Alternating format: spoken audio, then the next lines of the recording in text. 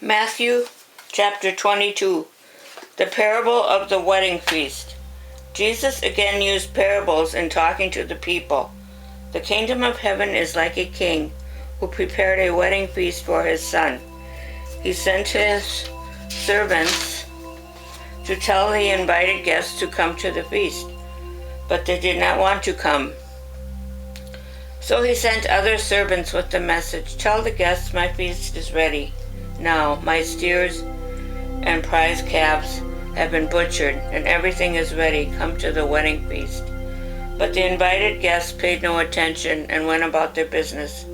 One went to his farm, the other to his store, while others grabbed the servants, beat them, and killed them. The king was very angry. He sent his soldiers, who killed those murderers and burned down their city. Then he called his servants. "My wedding feast is ready," he said, "but the people I invited did not deserve it. Now go to the main streets and invite to the feast as many people as you find." So the servants went out into the streets and gathered all the people they could find, the good and bad alike, and the wedding hall was filled with people.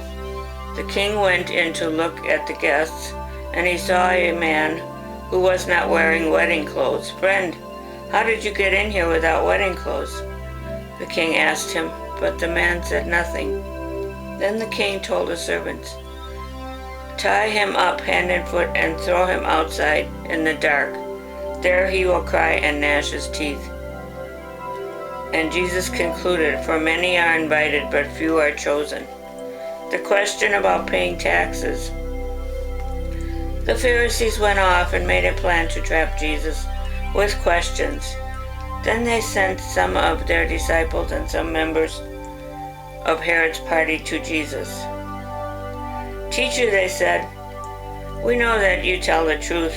You teach the truth about God's will for man, without worrying about what man thinks, because you pay no attention to a man's status.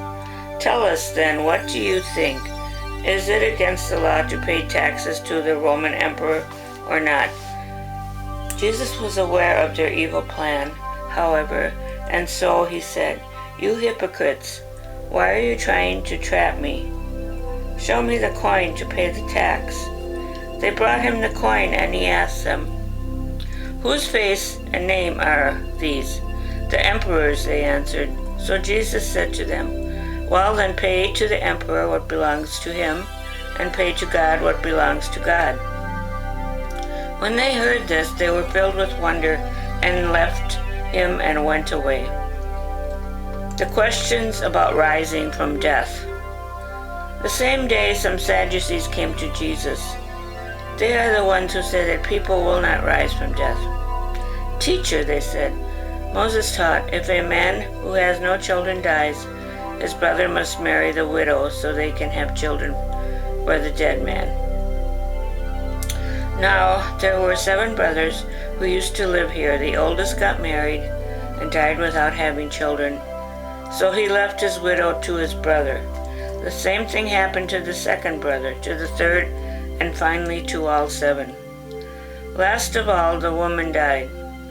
Now, on the day when the dead shall rise to life, whose wife will she be? All of them had married her. Jesus answered, "How wrong you are! It is because you don't know the scriptures or God's power.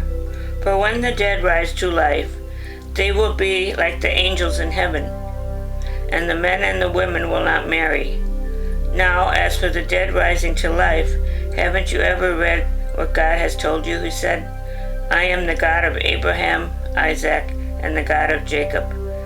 This means that he is the God of the living, not of the dead." When the crowds heard this, they were amazed at his teaching.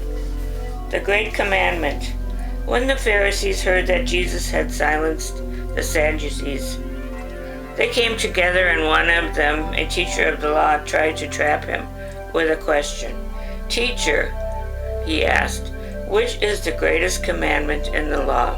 Jesus answered, "You must love the Lord your God with all your heart, with all your soul, and with all your mind. This is the greatest and most important commandment. The second most important commandment is like this: you must love your fellow man as yourself. The whole law of Moses and the teachings of the prophets depend on those two commandments. The question about the Messiah. When the Pharisees gathered together, Jesus asked them, "What do you think about the Messiah? Whose descendant is he?" "He is David's descendant," they answered. "Why then," Jesus asked, "did the Spirit inspire David to call him Lord? Because David said, 'The Lord said to my Lord, sit here at my right side until I put your enemies under your feet.' If then David called him Lord, how can the Messiah be David's descendant?" No one was able to answer Jesus a single word, and from that day on, no one dared ask him any more questions. Matthew chapter 23. Jesus warns against the teachers of the law and the Pharisees. Then Jesus spoke to the crowds and to his disciples. "The teachers of the law and the Pharisees," he said, "are the authorized interpreters of Moses' law. So you must obey and follow everything they tell you to do. Do not, however, imitate their actions, because they do not practice what they preach. They fix up heavy loads and tie them on a man's back, yet they aren't willing to lift a finger to help them carry those loads. They do everything just so people will see them. See how big are the containers with scripture verses on their foreheads and arms, and notice how long are the hems of their cloaks. They love the best places at feasts and the reserved seats in the synagogues. They love to be greeted with respect in the marketplaces and have people call them teacher. You must not be called teacher, because you are all brothers of one another and have only one teacher. And you must not call anyone here on earth Father, because you have only the one Father in heaven. Nor should you be called leader, because your one and only leader is the Messiah. The greatest one among you must be your servant. Whoever makes himself great will be humbled, and whoever humbles himself will be made great." Jesus condemns their hypocrisy. "How terrible for you, teachers of the law and Pharisees, hypocrites! You lock the door to the kingdom of heaven in men's faces, but you yourself will not go in, and neither will you let people in who are trying to go in. How terrible for you, teachers of the law and Pharisees, hypocrites! You take advantage of widows and rob them of their homes, and then make a show of saying long prayers. Because of this, your punishment will be all the worse. How terrible for you, teachers of the law and Pharisees, hypocrites!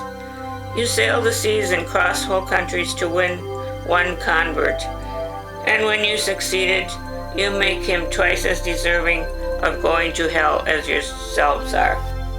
How terrible for you, blind guides! You teach, if a man swears by the temple, he isn't bound by his vow, but if he swears by the gold in the temple, he is bound. Blind fools! What is more important, the gold or the temple, which makes the gold holy? You also teach, if a man swears by the altar, he isn't bound to his vow, but if he swears by the gift on the altar, he is bound. How blind you are! Which is more important, the gift or the altar which makes the gift holy? So then, when a man swears by the altar, he is swearing by it and by all the gifts on it. And when a man swears by the temple, he is swearing by it and by God, the one who lives there. And when a man swears by heaven, he is swearing by God's throne and by him who sits on it. How terrible for you, teachers of the law and Pharisees, hypocrites! You give to God 1/10 even of the seasoned herbs, such as mint, dill, and cumin, but you neglect to obey the really important teachings of the law, such as justice and mercy and honesty. These you should practice without neglecting the others. Blind guides, you strain a fly out of your drink, but swallow a camel. How terrible for you teachers of the law and Pharisees, hypocrites! You clean the outside of your cup and plate, while the inside is full of things you have gotten by violence and selfishness. Blind Pharisees! Clean what is inside the cup first, and then the outside will be clean too. How terrible for you teachers of the law and Pharisees, hypocrites! You are like whitewashed tombs, which look fine on the outside, but are full of dead men's bones and rotten stuff on the inside. In the same way, on the outside you appear to everyone as good, but inside you are full of hypocrisy and sins. Jesus predicts their punishment. How terrible for you teachers of the law and Pharisees, hypocrites! You make fine tombs for those prophets and decorate the monuments of those who lived good lives. And you say, if we had lived long ago in the time of our ancestors, we would not have done what they did and killed the prophets. So you actually admit that you are the descendants of those who murdered the prophets. Go on then and finish up what your ancestors started. Snakes and sons of snakes! How do you expect to escape from being condemned to hell? And so I tell you, I will send you prophets and wise men and teachers. You will kill some of them, nail others to the cross, and whip others in your synagogues, and chase them from town to town. As a result, the punishment for the murder of all innocent men will fall upon you. From the murder of innocent Abel to the murder of Zechariah, Barachi's son, whom you murdered between the temple and the altar. I tell you indeed, the punishment for all these will fall on the people of this day. Jesus' love for Jerusalem. Jerusalem, Jerusalem, you kill the prophets and stone the messengers God has sent you. How many times have I wanted to put my arms around all your people just as a hen gathers her chick under her wings? But you would not let me. Now your home will be completely forsaken. From now on you will never see me again. I tell you, until you say, God bless him who comes in the name of the Lord.